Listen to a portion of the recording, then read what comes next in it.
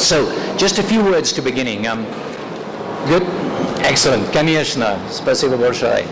So, I'm delighted to be back. I was here a year ago at the forum, and I think it's obviously in this very exciting building today. It looks very promising, and you'll be hearing from, as I say, a very good group of people, all ready to talk on this panel. I would just say that, you know, we are all here, all of us, Russian, Chinese, American, Swedish, Finnish, committed to international exchange and international education.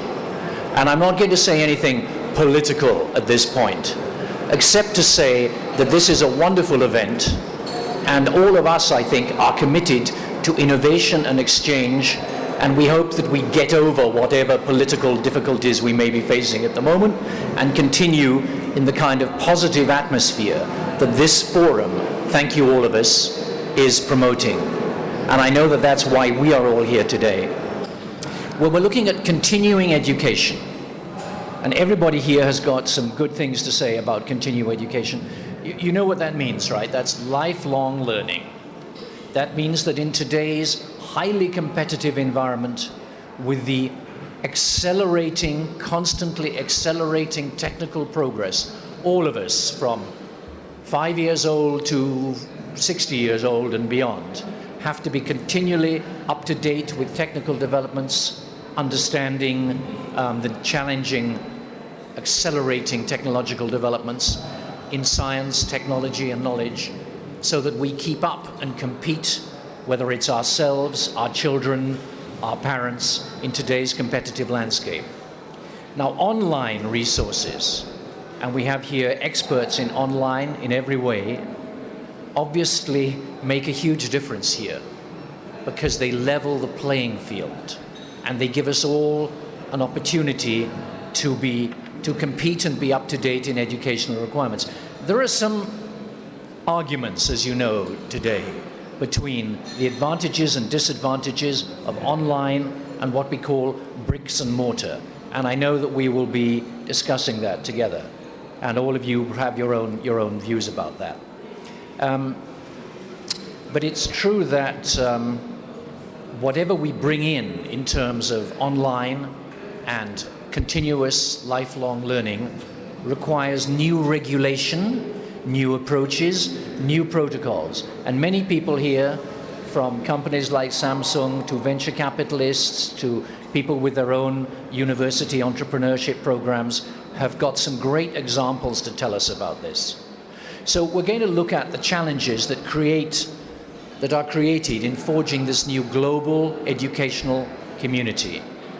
We're going to think about some examples of successful online programs, continuing education. We're going to think the obvious question, what we say in the US, the ROI, the return on investment. How do we help generate employment, skills, jobs, frankly, for ourselves and all of you in this challenging environment today? What are the online programs? What are all these innovations going to do today that will help us, give us the professional qualifications and compete in the global environment? What about partnerships? Many different partnerships between not-for-profit, for-profit, government, etc. The technical challenges, student achievement, and all the overall framework of digital education. Because we don't have a great deal of time today, so I will stop now, because you have some great experts here. Everybody's going to present some thoughts and challenges with a few case studies for 5 minutes or so, and then we will come to some discussion from all of you. And we only have an hour for the whole thing. So obviously enough from me. And let me move straight in. We've moved around a little bit, but we will be talking to everybody. So if it's okay with you, Natalia, I'm going to begin with you. So we have here Natalia, and forgive my pronunciation, but Tsarevskaya Diakina. And you have been a great mentor. You seem too young really to be a mentor, but anyway, a mentor to many startups in innovation. tell us about your advice on mentoring projects in the educational space. And the crucial question, because this has really been your expertise in financing startups, we had a little talk about the venture capital requirements and how you see about investment in EdTech. So Natalia, the floor is yours. Доброе утро. Good morning. I will speak Russian today. So I represent a venture foundation which is called Synergy Innovation, affiliated with one of the major private universities and promotes commercial education with about 35 students. So we are experts in commercialization of education. So we are absolutely earn all our money commercially. So creating the venture fund was a logical step on the one hand and very interesting on the other hand. So I came from business English.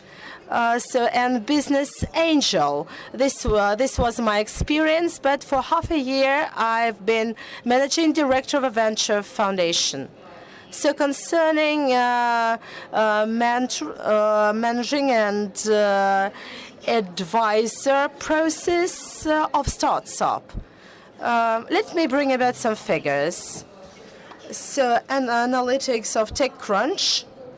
So for half a year in the USA, the investment to educational program were about $500 million, and in accordance with the Russian data, for about 2 years, about 25 startups have been invested and funded, not more than $6 million for the whole Russia's economy. So these are the figures. So they say technological market is just in the process of development, but I won't agree with that. This is just a very, very start. We are at the zero mark. So I think that the education will be 100% commercial, and this is the reality which we're going to face in very near future. And this I see as a normal trend, because education is a service. So we have a lot of startups in education and technologies. And these institutions see education as a business which can be solved and which can be commercial, and this I assume quite normal. So I would subdivide these startups into 2 categories. The first being created by those people who have great experience in education, parents who are not satisfied with the educational program their children are undergoing at the moment. So the parents of children rather prefer to help the technologists. They do not want the education to be 100% commercial. So I belong to the other group of people who see education purely as business. So these are individual approach program. So a lot of platforms and projects which are becoming more and more popular. So this is where we invest, and we include this kind of startups in our holding. We help them to do marketing. This is a dividend model. It's very interesting. Sorry. I don't think I caused that noise, but anyway. No, I just wanted to tell people who were wondering about the interpretation, like you, Kelsey, it's channel 2 for English on this, channel 2. And is there some strange background noise from us? How's it going? Okay, she's changing. So channel 1 is Russian and channel 2 is Russian interpretation. And financial investment in this sector. And I do want to come back to you, and I didn't mean to interrupt you really. I was trying to give a message about interpretation. But let's come back to you in a moment, and that's fascinating what you do there. Thank you. Again, I'm sorry about the background noise, but there's a lot of noise outside. Peter, coming to you. So, does everybody know what Peter Westerbacher invented here? It's a program that has caused us all, or many of you and your children, to waste hundreds of, no, not waste. Not invest, waste, yeah, come on. Invest hundreds and thousands of hours in the Angry Birds program. I was trying to be provocative for you, Peter. Yeah, it's okay. It's a physics game, so you know what. Yeah. No, but you've done great. So, Peter, obviously, you know, the connection between gaming, communication, learning from play, education, digitization of education, you have a hell of a lot to tell us about in this sphere. So, and Peter's originally from Finland, but obviously an international figure. So over to you. Thank you. Yeah, thanks. So, yeah, most of you probably know Angry Birds, the game, but at Rovio we do a lot of other things besides kind of like the games. And if you look at Angry Birds, we're now at 2.5 billion downloads. So it's the most distributed piece of entertainment content pretty much ever, which means that the brand is known by 9 out of 10 Americans, 93% of the Chinese population, and I would guess that we are at a similar level of kind of like brand awareness here in Russia as well. And actually what we started doing 4 years ago, very early kind of like in the Angry Birds story, because Angry Birds been around for just over 4 years. Actually, we're celebrating our 5th birthday, as we call it, in December this year. But yeah, so almost 4 years ago we started looking at education, and one of the reasons there is that realized that our characters really engage people, and when you have engagement, then you know, that's a pretty good start for making learning happen as well.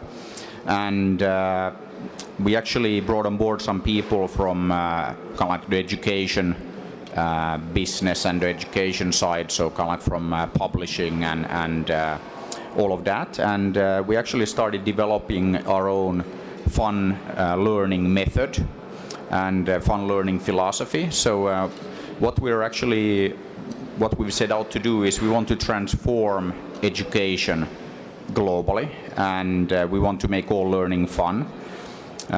So we figured that, okay, if we can get 2.5 billion games out there, how difficult can it be to, you know, transform education globally? And you know, we're of course very early days when you look at that, but we just opened our first classrooms in Shanghai.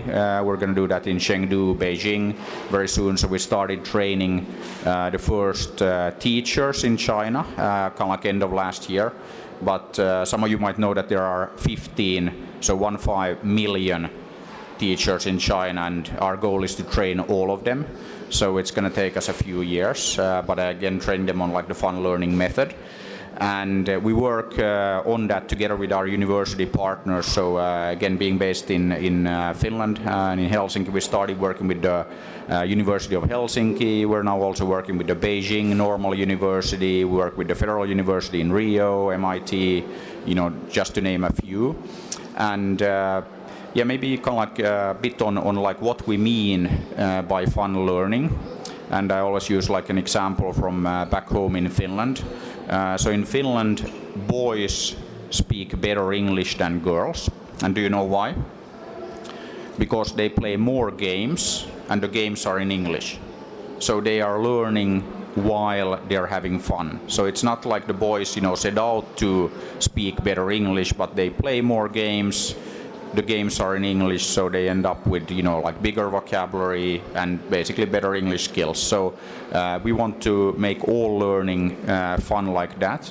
And all of you have played Angry Birds.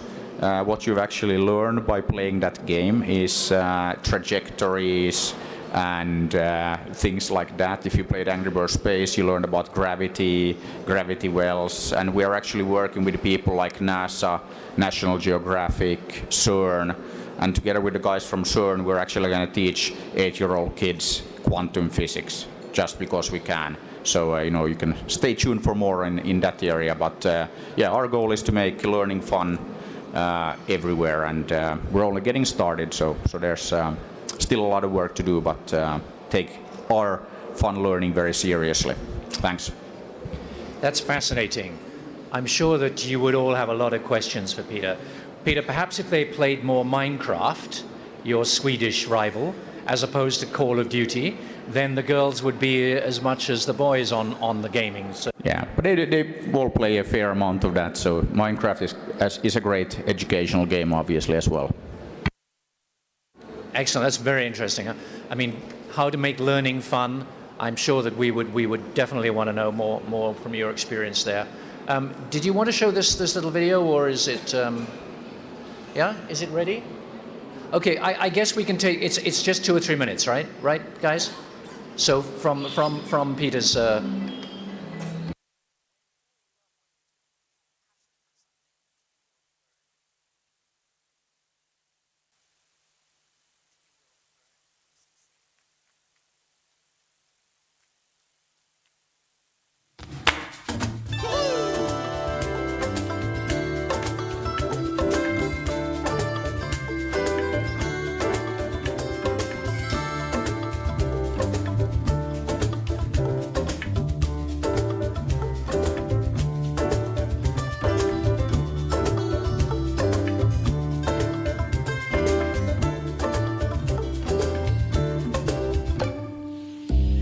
Angry Birds Playground is a fantastic way to combine the Finnish educational expertise with the local needs and with the local expertise.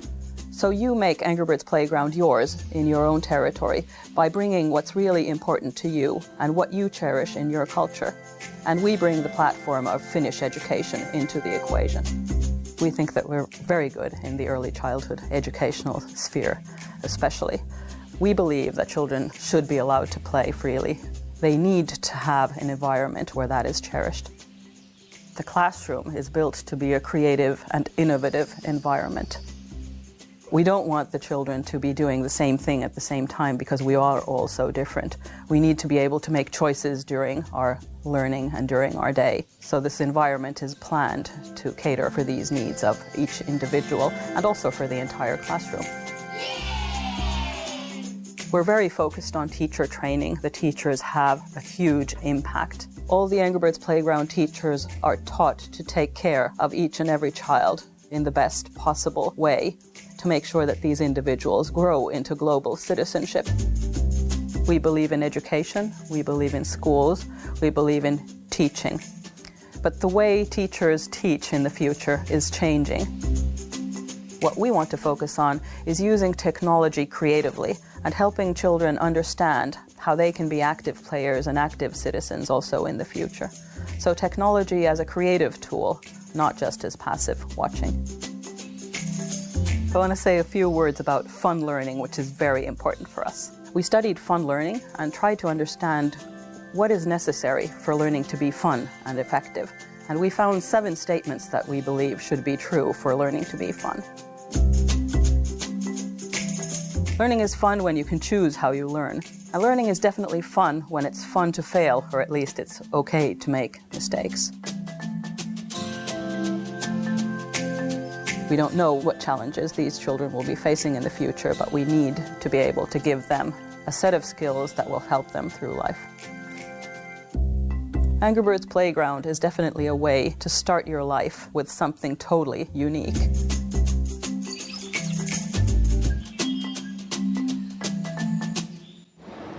Thank you. So learning can be fun. I think we'd like to know, maybe when we come back to you, about how this then continues when you're beyond that sort of early childhood age that we saw in this video. But I mean, that was really fascinating. Thank you. Kelsey, over to you. So we have here someone from the heart of San Francisco high-tech Silicon Valley world. Kelsey Whelan over there. And Kelsey works for Draper University. And you're going to talk to us about the way you've put the entrepreneurial programs online. I think one thing we'd also like to know, Kelsey, is the advantages, of course, of everything that online brings, but are there some disadvantages? And do you need to balance online with bricks and mortar as well? But over to you. Thank you. Sure, thank you. I'm Kelsey. I'm the director of the online program of Draper University. It's an entrepreneurship program based in Silicon Valley.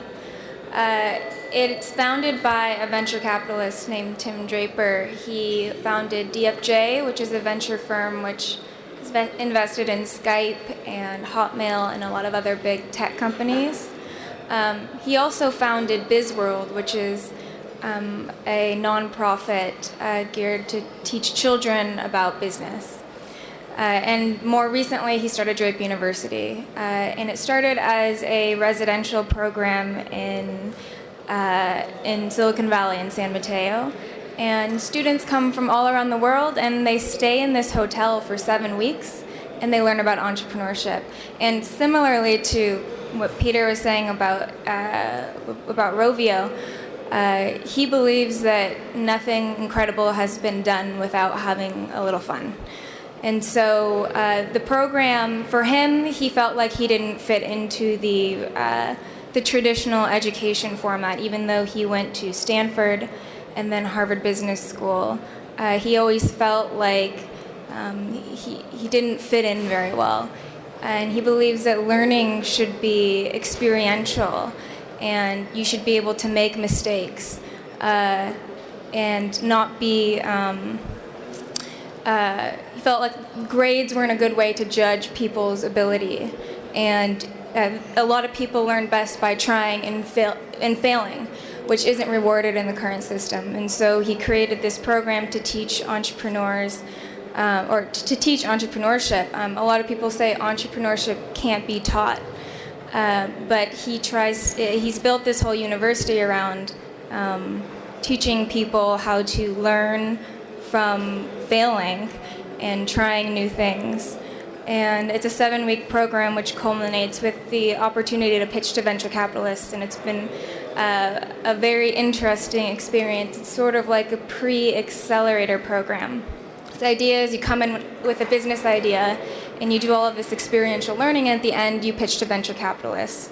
And so it's been very successful and fun so far, and I came on a year ago to build the online version of it. So I'm an engineer, and he said, I want to take this experiential program and put it online. And I went and looked at all the education platforms that were out there, and if you're familiar with Udemy and Coursera and the big MOOCs that are out there, they're pretty much watching video lectures and taking tests, for the most part. And so I was looking to potentially use one of these platforms to launch our online program, but realized it just didn't fit with the way that he wanted to teach, which was have fun, try things, and especially work in a community. So he wanted there to be this element of community, and you're working with other people, because ultimately you need to learn how to do that to be a successful entrepreneur. And so I decided I would build something instead. And so I built a platform for our online school. Did the first version in a couple months in Ruby on Rails. And so if you don't know, the average completion rate for MOOCs is about 7%, which is, or the last time I checked at least, it's under 10%, which is incredibly low. It's kind of misleading though, because a lot of people start classes without the intent of finishing it anyway. But still, nonetheless, that's a very low number. And we try to focus on two big things. One is to make it social.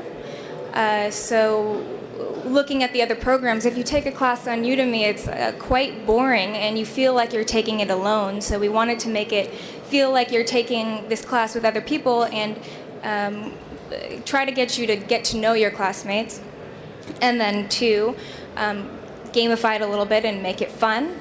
And so one of the interesting things that we found is that we had a few different types of assignments. We had the lectures, we had the quizzes, and we had reading assignments. But then we also had these crazy assignments, like there's this oath that we have at our school. It's probably 20 lines. And in the first week of the course, we said, memorize this oath, blindfold yourself, take a video of yourself reciting it blindfolded. And we thought no one would do that because that's kind of a ridiculous thing to ask people. But in fact, the assignments that we gave that were like that were actually had higher completion rates. So we had a series of activities that were very high friction. We told them, go out in the world and make a Rube Goldberg machine, trying to teach them to be creative and resourceful with these kind of restrictions that we gave them. And those were the activities that had the highest completion rates, even more so than the lectures, where in our first iterations of the platform, all you had to do is click on the video and it marked it as complete. Eventually now we have you watch most of the video and we're a little bit more robust features, but we thought that was fascinating, that people want to be engaged physically. We have survival at the residential program, and so we said download the Nike running app and go run 6 miles and take a video and a screenshot that shows that you ran 6 miles, and people did that. Our completion rate was 83% for those activities. And overall, the completion rate for the entire program is 50%. So we're still very small, and we have a long ways to go, and we keep iterating. Every quarter we have new features for what we've built, but we've learned some very interesting things about what compels people to finish programs online. So, yeah. Thank you, that's great, that's fascinating. A lot of similarities with what Peter was saying and what Kelsey has been saying about learning as fun, as engaging. I think your point, Kelsey, about getting over the lonely factor of online education, because of course online can seem impersonal and you're not working with other people. You don't get that community factor, and the way that you've tried to overcome that, I think is really very, very innovative. When we come back to that, how's the interpretation? Вы понимаете? Is it okay по-русски? Yeah? Good, excellent. All right, thank you very much. So over to you, Leonid. And Leonid is truly international. English, Russian, Swedish connections. And I think you're also going to talk to us especially about mobile technology and your experiences in that sector for education. So thanks, Leonid. Yeah. I will try to speak Russian because many people know this language here. And it's always difficult for me to choose between English and Russian because you never know which degree of local and global communication you need to choose. Ну, теперь я переведу, собственно, на русский. Now I will try to translate what I said in English. This is the time when we can choose what kind of market we are developing our products. I have a typical problem. This is the problem of a young father. Each morning, coming to wake up my young son, 2.5 years, he is crying and asking for iPad. And I understand that his future is connected closely to the communication means.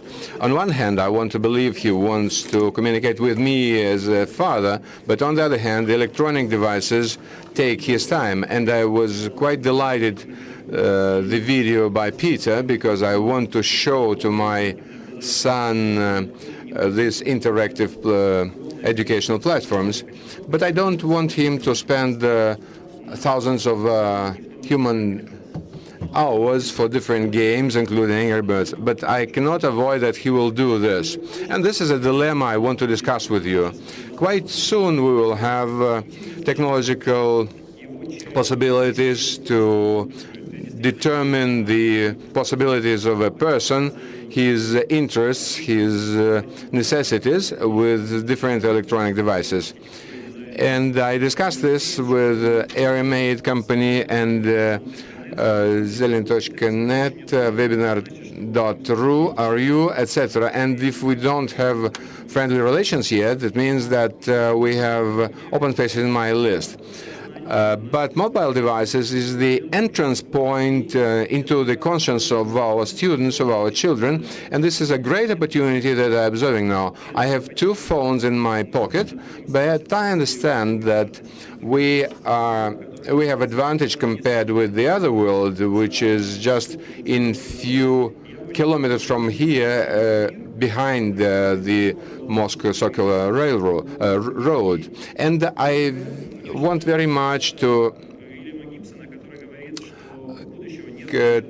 make closer the future for other people. And William Gibson said that we have uneven future. Somebody already lives in the 21st century. He has an LTE, he has Skype, and other communication methods with his partners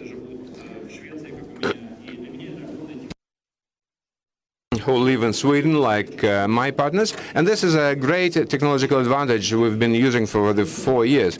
But some people live in very underdeveloped countries, and we have a potential to educate a very super educated doctor or professional, but the problem is that they don't have this opportunity. Last year there was a report from Peter Diamandis, a presentation, and he was speaking about his X-Prize experiences in his company X-Prize. And quite recently Peter gave a new initiative they launched this year. This will be finished in 2019. I hope this will be finished even earlier.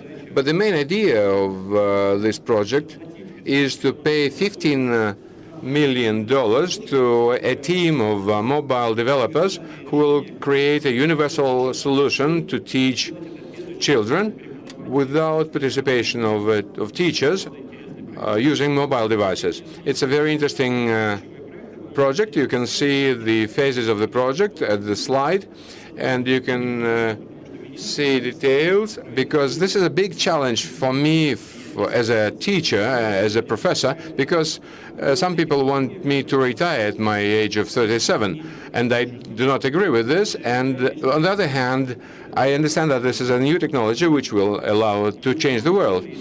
Some time ago, I told my students when my mother was fired from the publishing house, because this was a new world already, and the publishers did not need these positions. I understand that this was a big problem for our family, but I understand that the world will be making the choice between the global opportunities and the global losses. And a big question for me is who will win in this situation? The people who speak English, the children who speak English in Finland, or Chinese children who are learning English, or the Spanish children who are learning English. And this is a dilemma who makes me think where to apply my efforts. And I think that the barriers which are created at the borderlines will be destroyed, including through our online educational projects. Because I don't have problems entering the Coursera platform and learning the new opportunities that I can implement in Russia. At the same time, Chinese entrepreneurs can start to compete with us at our territory and understand that the prices that they will be proposing will be a big opportunity. The question is what language we'll be speaking in 30 or 40 years. Of course, my choice is Russian, but I understand that globally we will be speaking English, and also I understand that it is necessary to learn Chinese, because I understand what China territory is, and creating a platform when a child can sit and learn a new language without participation of a teacher. This is what inspires me, and I understand this is what I want to achieve in the near future. On the other hand, seeing the walls that put together our community will be with us until the new generation comes. Нам вопросы. Зачем нам нужны эти стены? Куда нам двигаться? В настоящий момент те простые устройства, которые сейчас могут быть носимыми, наушники, мобильное устройство, стоят достаточно дорого. Это порядка $800, но очень скоро...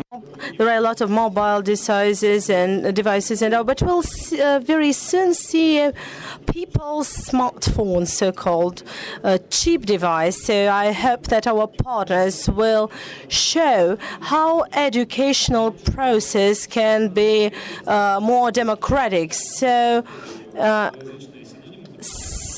in Russian, there is no such a parameter as backhand, but that will be a new Google or Yandex, so new machinery, which we're going to use in any kind of devices, telephones or any new variant of the device which already exists or any absolutely new one. So just imagine in the morning you wake up and you find yourself in the Spike Jones world with the technologies around you. So together with the British School of Technology and Design, we create new technologies, but several years later there will be new technologies, but Samsung S Voice, but Siri, and they will change the manner of our conversation. So you will see a lot of people in headphones communicating globally because there will be no borders more. So global education is the most important thing for me now. So I think that this is the evolution we're going to face in the coming 10, 15 years.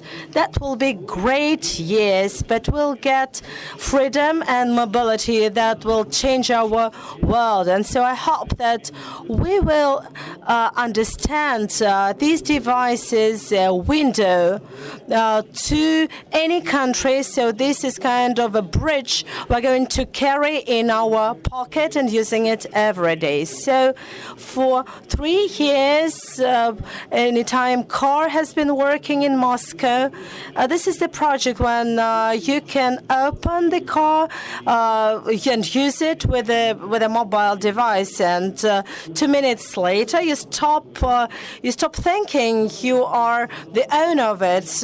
You stop thinking it is a device. You just use it.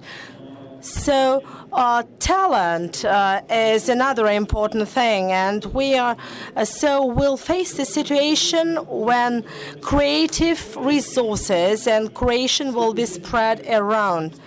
So all the participants of the panel discussion, all you make your own steps to this future. So if you have ideas of your own, plans of your own, please come to us.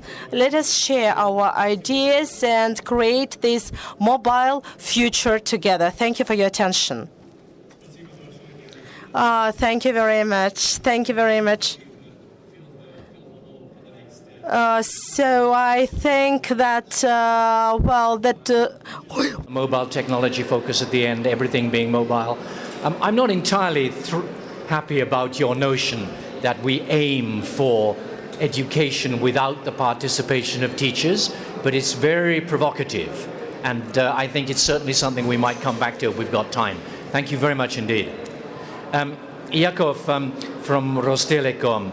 I wanted to ask you just to tell us a little bit, as we're moving a little bit fast here, about your projects around e-school learning.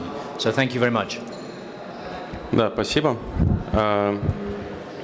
Как вы сказали, я работаю в компании Ростелеком. You said I work for Rostelecom company, which is the biggest IT company, like TNT in British Telecom in Europe. We do a lot for education. And the most important service we do is access to the internet. So we have more than 35,000 schools which have access to the internet through us. So we develop other services for schools, mostly content services. The first project of ours was in the year 2011 when we created the system for automatizing education, the e-journal and other statistic data which ministries and other educational institutions as well as project use. So platform for digital content and digital manuals is the project I'm developing today, and would like to go into more detail. So today what we see is the trend that children want iPad and they want to use it. They start playing games, they start being trained through these devices and gadgets, but they would use them everywhere, including schools. So today, schools have started to use not only paper but digital manuals. Though the majority of teachers are opponents of it, so they say it is not very convenient to them. Some of them cannot use this kind of devices. Speaking about school children, they say that they want to use them, and so the Ministry of Education make very good initiatives, and they start motivating the normal book publishers to transform their manuals into digital content. So I don't know how it is being conducted internationally, but in Russia there are some manuals registered, and so these are the only books and manuals which are to be used at schools. So now the target is to create not just manuals but digital interactive content, and Rostelecom creates a platform to deliver different kind of interactive digital content to schools, and this platform should be integrated with the educational process, with other informational and other technologies, enabling new possibilities, new opportunities for integration of home task and classwork, when the teacher can just show a reference which a school by a school girl can be used. So going to this reference, then perform a test, for instance, as the data is transformed to some contest, to some platform, and the teacher can use it. So we are the company which makes a platform like this. So that's about all I want to say. Fascinating. Linking home and classroom, and it's very encouraging that Rostelecom, as the big company, does this, and we'll come back to that. And so, if you like, I think there's a very good connection to our next speaker from Samsung. I have to do PR for you, as I have a nice Samsung phone, of course. So, Sergey, obviously representing this high-tech company, you also have a lot of work in terms of IT schools, e-learning, probably quite similar to what our friends at Rostelecom are doing. Would you like to tell us a little bit about that from Samsung's perspective? Yes, I will. And first of all, I do appreciate your choice for the mobile phone. Добрый день, меня зовут Сергей Певнев. Good afternoon, my name is Sergey Pivnev, Samsung company, one of the international leaders in IT and mobile cell technologies. So we use our experience and our technologies for the social programs in Russia. So Education for All is a program for children with disabilities who have to stay at home. So IT, e-technologies is the only opportunity for them for being socialized, being involved in the society and getting education.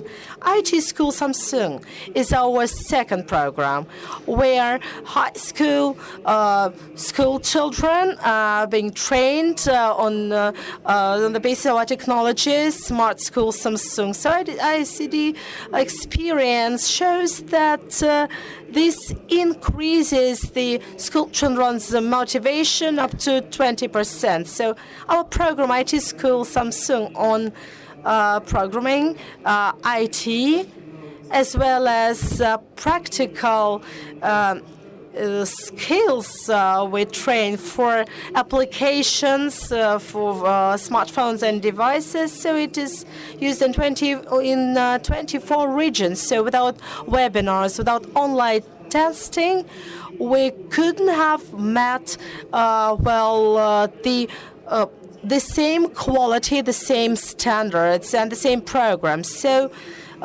this actually, there is a lot. This kind of education is in demand. So six in regions and 15 in Moscow. School children for one place is the competitive just effect today. So thank you for your attention.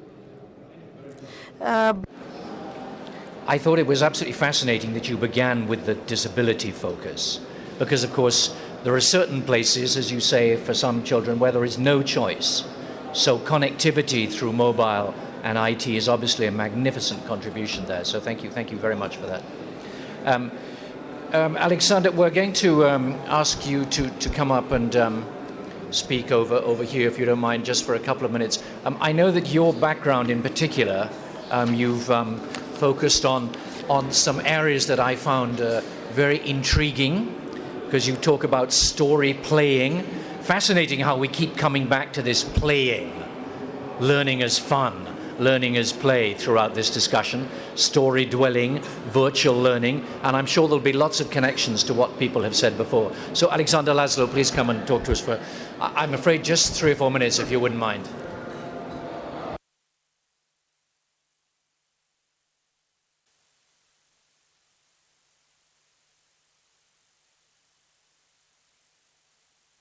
Yep, good. Hello. Здравствуйте. Меня зовут Sasha. My name is Alexander. Hello. A few comments and observations, if you permit me. And before I begin, thank you so much, Michael, for inviting me up here to just share some perspectives on the panel and the comments that we have been making so far. Before we go, I would just like to show, if we can, our appreciation for the wonderful and innovative presentations that we've had from the panel here. So please, a round of applause for our panelists. Thank you so much. Some terminology I would like us to think about. The difference between edutainment and the gamification of education. So we've talked a little bit about some things that are more in the lines of edutainment, which is simply the presentation of material that is both entertaining and at the same time has an educational component to it. But the gamification of education is a process that is involving a design component where there's an intention to be able to make learning fun, to make learning educational. And this is the kind of thing I think that you've seen very well on the panel today. Now, the difference in what Michael was mentioning here in moving from the classical educational frame, which is about storytelling. The professor comes, tells a story about physics, about history, about chemistry, and the student then takes notes. And then either in an exam or in a final paper, they repeat the story that they heard. And if they can repeat it with high fidelity, they get a good grade. But this is what Howard Gardner said is the best process for passing the notes of the instructor to the notes of the student and leaving the student's mind untouched. But what we have through the gamification of education is an engagement, a living engagement that is interesting and that is fun. Learning should be fun. Now, when you move from storytelling to story playing, you come into playscapes. There are games that you can play. You can play interactive landscapes that have been designed for you, whether it is the Model UN or Buckminster Fuller's World Game or other things of that sort. But you're still playing on somebody else's landscape. So the final challenge for this kind of technology is to move from storytelling to story playing to story dwelling, where the educational content is delivered in such a way that it engages your life world, the things that matter to you, where you live, and with the challenges that face you in your particular life circumstances. This is the power of the kind of technology that we see today in the kind of presentations that you heard. But I would like to mention one final aspect here. There is a dark side. There is a challenge to this kind of technology. It's not just about the fun and the engagement. It can connect us very meaningfully to each other, to information, can connect us as well to our world, but it can also disconnect us. That is a serious risk of this kind of technology. So the way in which it is designed is important. There is a phenomenon, you know what it is to socialize. People say we'll come together and we spend some time together and we interact. Now there is a new sociological term called to nocialize. Not socialize, but nocialize. And people will come together and they will bring their device and they will spend the time together interacting on their device but not talking to each other, not even looking at each other. And there's this whole aspect of what's called the zombification of the coming generation. So how do we get people to interact and to stay connected, not just through a mediated forum, but also in direct interaction with the real world? Finally, the new generations are born into a digital world. They are born into and with a kind of a hardwired receptivity for engaging with this technology. It doesn't involve the same kind of learning curve that many of us who are coming into using new technology have to face. So to work with their mindset, their heart set, their engagement, it is a native tongue to them to work with this kind of technology. It is up to us as the designers and the presenters of these kind of technology in educational formats to make sure it connects people with life. Thank you so much. Fascinating. Well done. Excellent. Some great terms there. Story dwelling, huh? Versus the zombification. I mean, really fascinating concepts we've got there. Great contribution. Would you? I was just wondering whether Pavel, if you have a moment to speak to us. So Pavel from Skolkovo Management School, would you like to go up and just give us a couple of words on how you see the future of this area, if that's possible, in 2 or 3 minutes? Hello. Я буду говорить по-русски. Going to speak Russian. Good afternoon, dear colleagues. Thank you for inviting me here. My name is Pavel Luksha.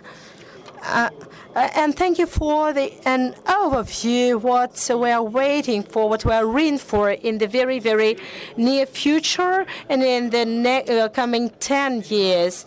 This is a very intense structure developing all the time, and which will involve the advances of the leading international companies, and it will be much more involving than the so-called traditional education, brick education.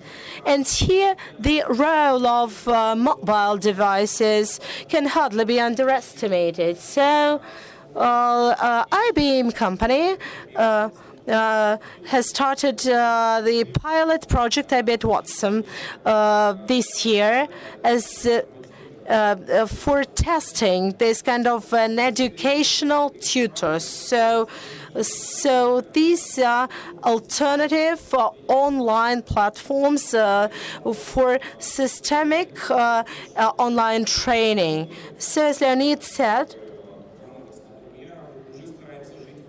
we, our company, trying to live in the future where on-life intensive education is part of our environment.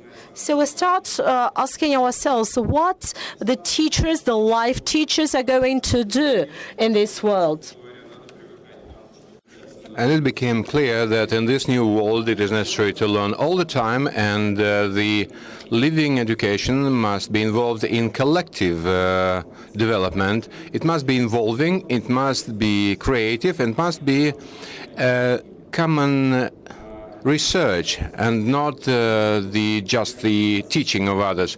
And any kind of organization of collective creative activities will be the platform for the future online continuous education. And we've been doing with my colleagues a Foresight Float project. This is one of the biggest projects in the world to teach the thinking about the future when we take the students to a comfort environment on a ship, and 24 hours they are submerged into the educational program. They are creating the maps of the future, they agree on the introduction, and they live through this new scenarios in the form of a game. And this extra, very intensive time, these people simply do not sleep, but they don't drink, as it is normal on a ship's tour. And this is several hundred people who are involved in a very interesting project. I think that this format is one of the types of the future education. And I think another point I want to develop on, I'm very delighted and I very respect those people who have been speaking on this panel. But we also need a kind of systemic approach on the development of the education, which must be developed a non-stop regime, 24 hours. And to this point, I want to mention that just yesterday, international initiative was launched, Global Foresight Education. 25 experts, international experts from all over the world. This is a consulting council of this. They launched this project, and we plan during the next year in California, Brazil, and Singapore to discuss the future of the education and the model which can accompany the long life education. And I invite all interested people to follow this project and to join it in its development. So please contact Pavel directly afterwards to follow up on this, what you call systemic approach. That's really excellent. Although I like the idea of the cruise ship too, remembering my days on Finnish cruise ships when we certainly drank quite a lot. But anyway, is Anatoly Shred here? Anatoly? Okay, well, you know, we are almost out of time, and I mean, you've heard such richness today. So by the way, I just want to say before I forget that Daria here at the back, who organized this session, has brought together some absolutely fascinating people. So well done, Daria, to you. Thank you. There may be questions that we all have to ask each other, but really we have 5 minutes only. Are there other questions from the floor? Yes, sir, at the back. Yep. Are you going to speak in Russian or English?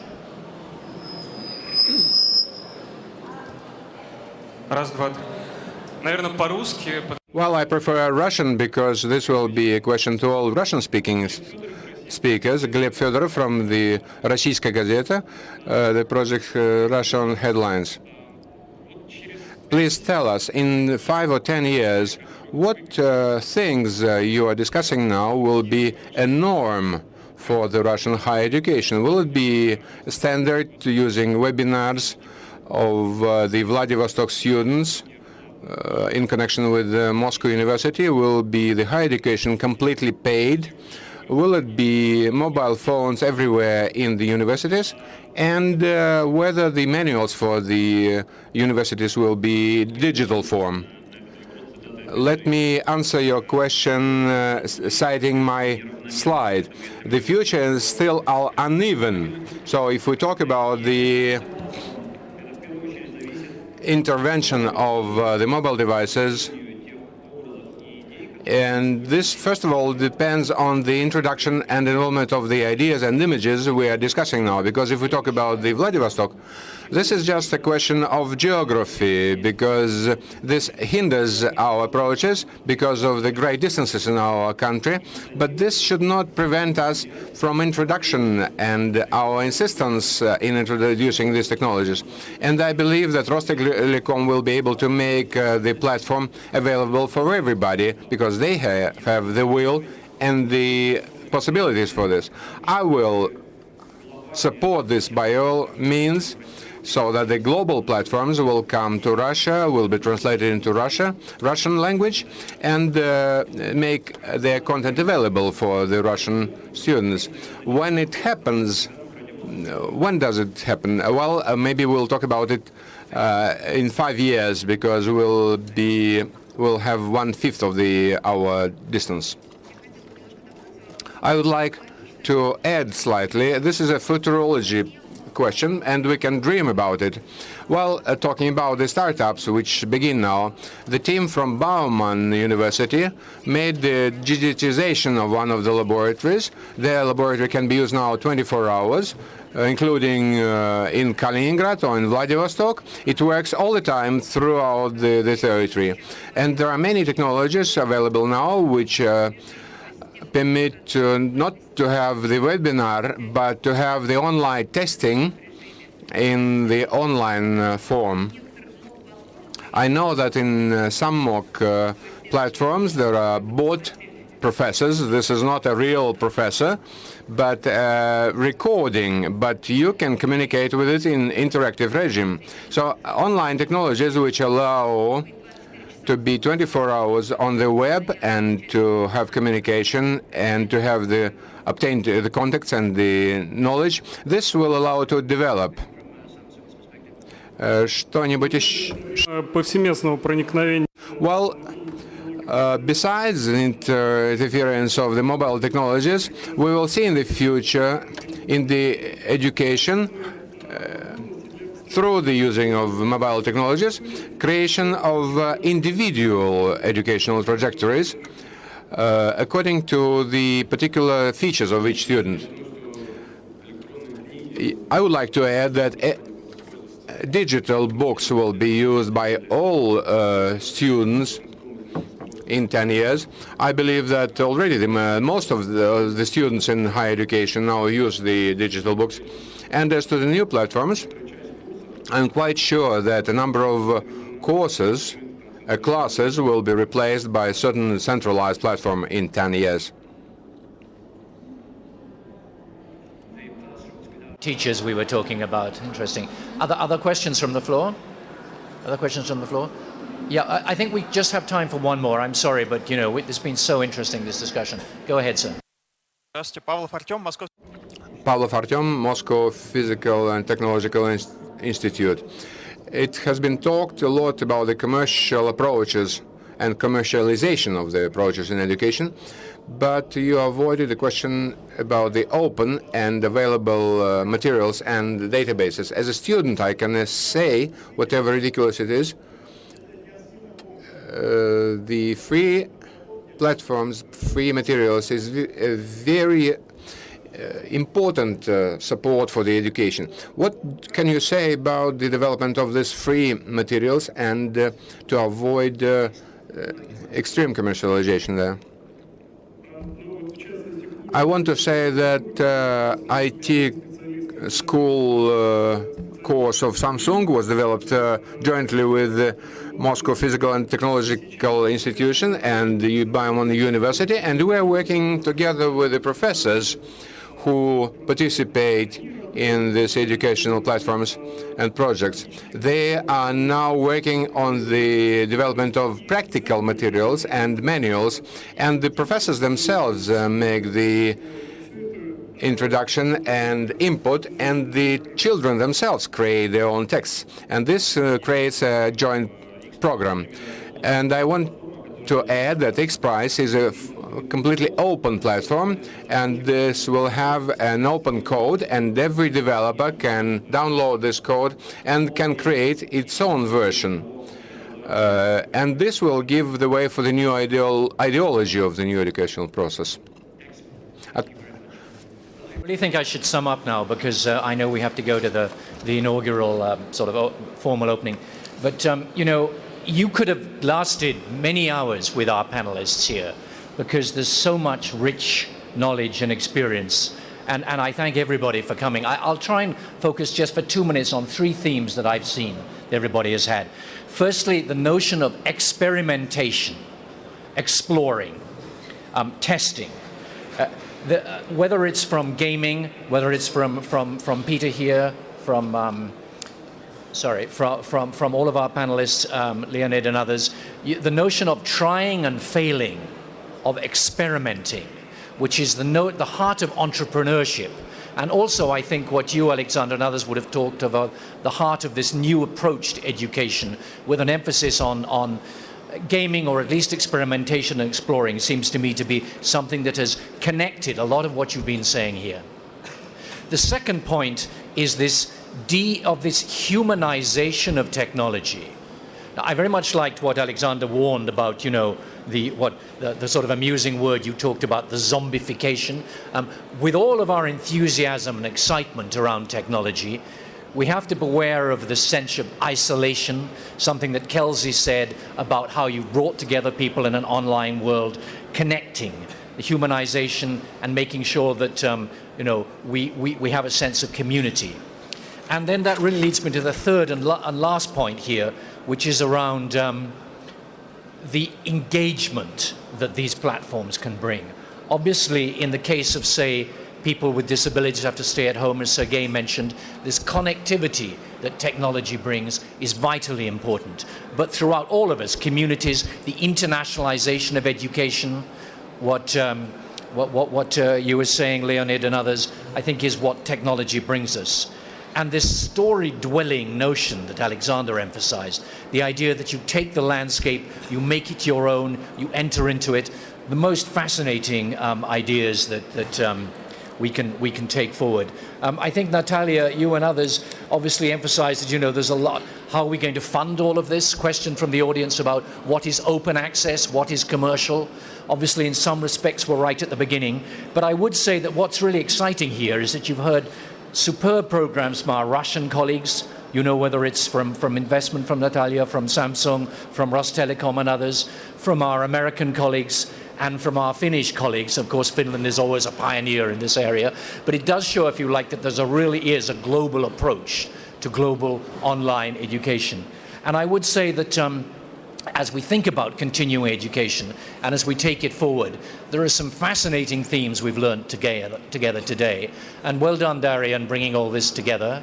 And well done, by the way, to our interpreters, who I think have done a superb job. And I would encourage all of you here to interact with all of our people here on the panel, take their cards, or if we don't do cards in these technological days, keep in touch with them and get their contacts. So before I ask you to give them an applause at the end, I just have one technical thing to say, which is, Daria, you asked me to say that the plenary session follows, which is the emerging global innovation map. It'll be in 1-1. There seems to be a little bit of a sort of split between the red badges that go to 1-1 and the blue badges that go to the lounge zones to watch the video, as far as I've understood that. So, spasibo bolshoye, thank you very much, share, and applause to our panelists, please.